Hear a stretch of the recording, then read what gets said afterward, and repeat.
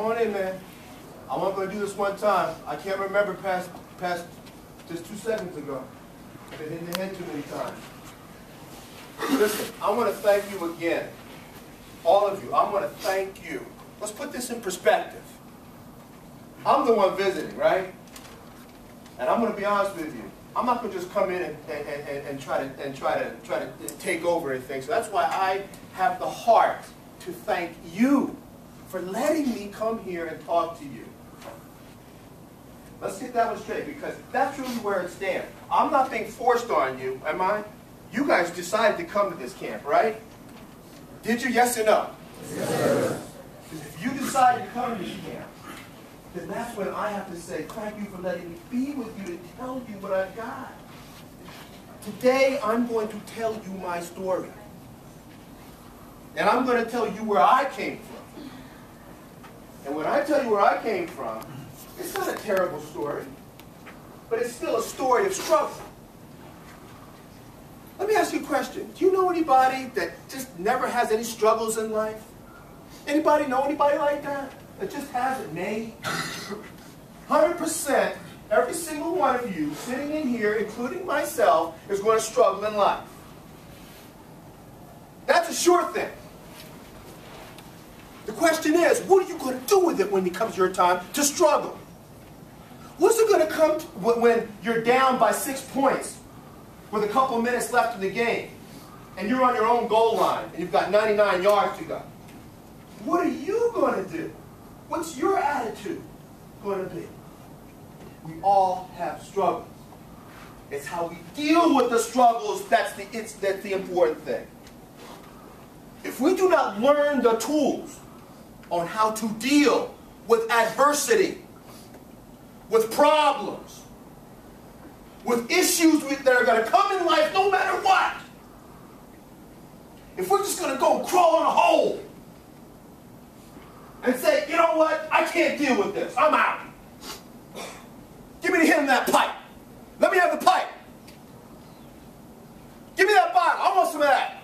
Give me that. I don't care about the world. I'm just going to take me some of this. Is that going to be your attitude? Because if that's your attitude, I don't know if you're in the right place. Because I'm going to teach you the good news. There's good news. A lot of good news. I wasn't allowed to play football when I was a kid. I had to beg every day. My parents just didn't believe in me playing football. Now, I played other sports. They allowed me to play anything else except for doing something that would hurt my body. They were good parents. I was blessed with 2 fantastic parents, which I understand is not the norm in a lot of you guys' life. I was blessed. I will give you that. But it's what I did with the blessing that's the most important thing.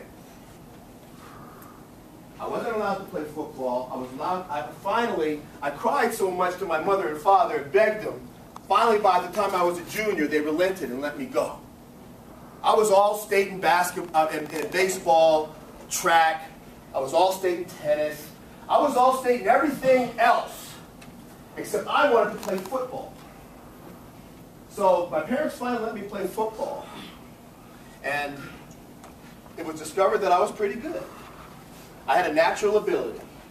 I was fast, okay? Speed kills. 4.21 is what I ran the 40 in when I was in college to come out to the pros. Just like that man over there. Speed kills, right? If they're not looking at you in any other way, they're going to look at my speed. They're going to look at an ability that you've got. They're going to find what your ability is. People are going to see the best in you. And then you're going to do what you want to do with that. Okay? So, I went to the University of Delaware. I played running back for 4 years. I scored touchdowns. I thought I was going to go to the Rams and be a running back with the Rams. After I came out, I thought I was going to get drafted. The whole story Coach Scott told you about. They didn't have a combine back there. They just called you and said, would you come out, would you be interested in us drafting you? And they came out and they took looks at us, and they had about 40, 50 people out there with the clocks, and that's exactly how they do it, man. When they time you on the clock, all you see is these hands with clocks up there. And there's 40 or 50 of them. I mean, they're all up on stairs and everything else. It's crazy. And boom, when they hit the clock, I related exactly to what Coach Scott was talking about. Whoa, man, you better go do that again. Go do that one more time. Then when I did it one more time, whoa, where'd this guy come from? I wasn't fortunate enough to get drafted because I came from a small school called the University of Delaware. Same way as Coach Scott told you, they were scouting somebody else, our quarterback. And I happened to be there. And I happened to have been able to run. That same opportunity was given to me. In life, there's going to be opportunities that are given to you. I want you guys to have your eyes open to those opportunities. This is an opportunity for you right now, to be in this room right now. Listen to what I have to say and take in what I have to give you. It's an opportunity. Understand what an opportunity is when it comes to you, because if you don't, and if you miss it too many times, it will pass you by. Okay?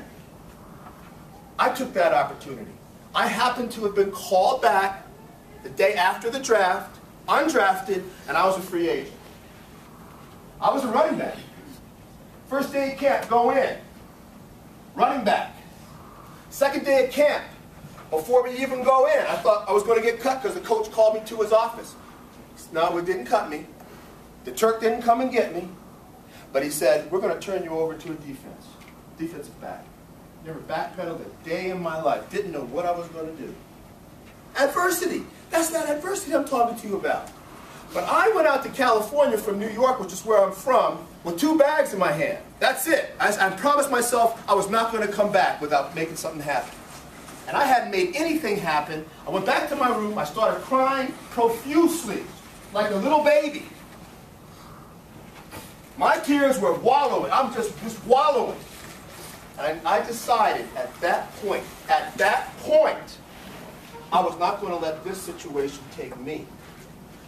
I was going to take control of the situation, not let the situation take control of me. I had a choice. I could have quit right there.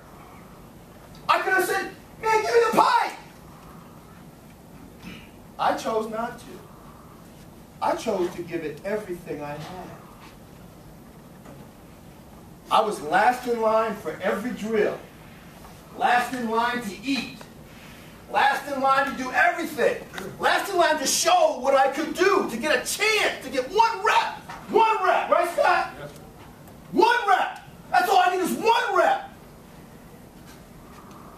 Let me tell you something. It was only 1 rep that I got that allowed me to get my chance. Because when I got my 1 rep, it was 1 rep.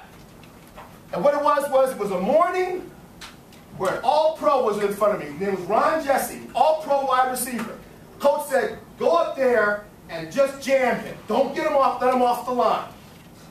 That was it. I said, well, I can do that. I went up, and I lined up on Ron Jesse, and I didn't let him off the line.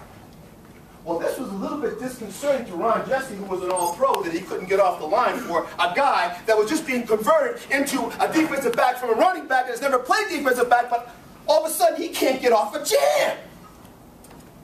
Oh, it's either one of 2 things. Either Ron's getting too old or I'm not so bad. He said, Coach said, get up there and do it again. I did it again. He said, get up there and do it one more time. By the 3rd time, Ron Jesse wanted to fight me because I wouldn't let him off the line.